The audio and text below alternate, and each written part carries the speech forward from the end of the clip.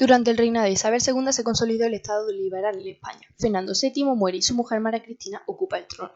Cabe destacar aquí dos bandos, los carlistas, partidarios del absolutismo, y el bando isabelino. Pasando a la guerra carlista, tenemos tres fases. La primera fase, donde ocurren varias victorias a favor del bando carlista.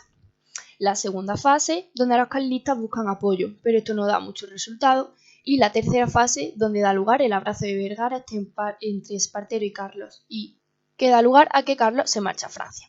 Y esto nos lleva a la regencia de María Cristina, donde aparecen los primeros partidos políticos, el Partido Moderado y el Partido Progresista. Y dentro de esto cabe destacar tres etapas. La etapa de transición entre el Estado absolutista y el liberal, que es la primera. La segunda etapa, que es los gobiernos progresistas y ruptura con el antiguo régimen. Y, por otro lado, la tercera etapa, que la tercera etapa es el trienio moderado, donde dentro de esta María Cristina renuncia a Cecilia París. Esto nos lleva a la regencia de Espartero. Espartero es el representante de los progresistas y Narváez el de los moderados. Bueno, pues se acuerda con Inglaterra un acuerdo que nos lleva lugar a revueltas y Espartero bombardea la ciudad. Narváez lucha contra él y este se exilia al Reino Unido, lo que hace que Isabel II reine con tan solo 13 años. Y esto nos lleva a la década moderada, donde se crea una nueva constitución, la Constitución de 1845, y además se desencadena la Segunda Guerra Carlista, que por la bicameralidad nos va a llevar al bienio progresista. En el bienio progresista, Isabel II llama a Espartero para que gobierne, que poco después es destituido por O'Donnell, y nos lleva a la alternancia entre moderados y la Unión Liberal, donde cabe destacar el gobierno largo de O'Donnell.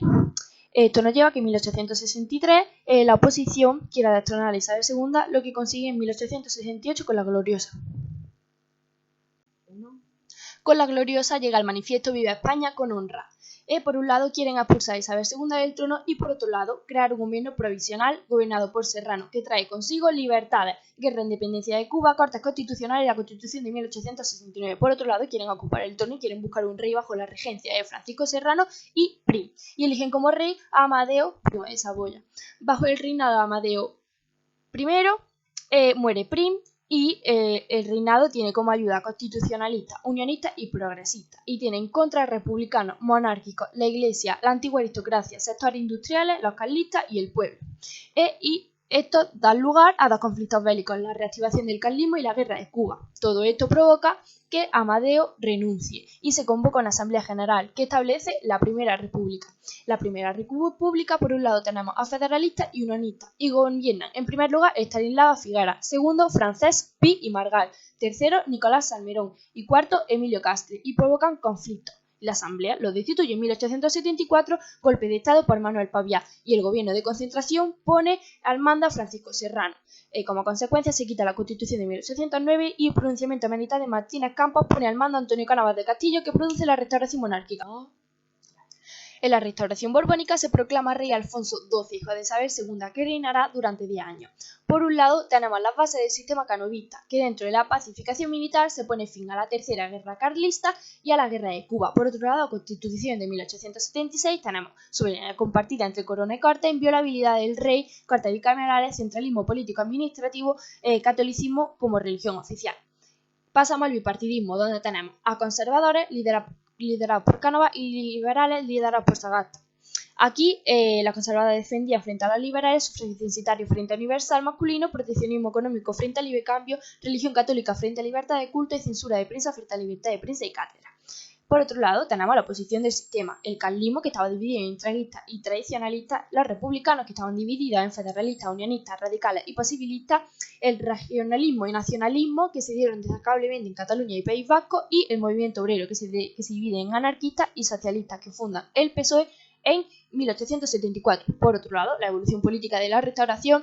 En primera parte tenemos al reinado de Alfonso XII, que se aprueban leyes como la restricción de libertades y la centralización política administrativa, y luego sucesos que deterioran la situación política como protestas, intentonas y desórdenes. Luego la regencia de María Cristina de Habsburgo, Alfonso II muere y la regencia la ocupa su esposa, embarazada de Alfonso XIII. Y luego tenemos por otro lado el final, donde se desencadenan cuestiones coloniales a la que hacer frente, como la Primera Guerra del Rif, independencia. En la guerra colonial y crisis de 1898 tenemos la guerra de independencia cubana, cuyas causas son el nacionalismo independentista cubano, el fracaso de la política colonial de los gobiernos españoles y la incapacidad económica frente a Estados Unidos. En las fases tenemos la hispano-cubana, donde Martínez Campos lo sustituye Valeriano Weyler, que intenta una guerra de caste que no funciona, trochas que no funcionan, y lo sustituye Ramón Blanco. En la hispano-estadounidense explota el acorazado Maine, culpan a España, esta rechaza la oferta de compra y Estados Unidos forma una guerra marítima y breve. Por otro lado tenemos el conflicto de Puerto Rico, que es perdida en la guerra contra Estados Unidos, y por otro lado la guerra de Filipinas. Punto 1, motín de Gavite y movimiento propaganda, y por otro lado el grito de Balintawak, con la ofensiva de Puebla Vieja, que es destituido por Primo de Rivera y los rebeldes son acaudillados por Emilio Aguinaldo. España es derrotada en Cavite y se produce la insurrección, que fue apoyada por Estados Unidos. Esto nos lleva al Tratado de Paz de París. Luego, las consecuencias del desastre son 120.000 muertos, el trauma nacional, la insurrección en industria, numerosos líderes como conservadores, liberales, modernismo, regionalismo, movimiento obrero, regionalismo y el deportista del ejército. La desamortización fue fundamental para que se diera el liberalismo del siglo XIX y paso del antiguo régimen al nuevo régimen. Luego, como proceso, tenemos que las propiedades amortizadas fueron dadas a nobleza, iglesia y municipio. Luego se firmó un acto jurídico para liberar las propiedades de malas muertas y había muchos problemas con la Hacienda española. Dentro de las fases tenemos la desamortización de Godoy, la desamortización de las tierras de los afrancesados de la Inquisición y de las órdenes militares por las Cortes de Cádiz, la desamortización eclesiástica de Mendizábal, la desamortización de Espartero y la desamortización civil de Amado.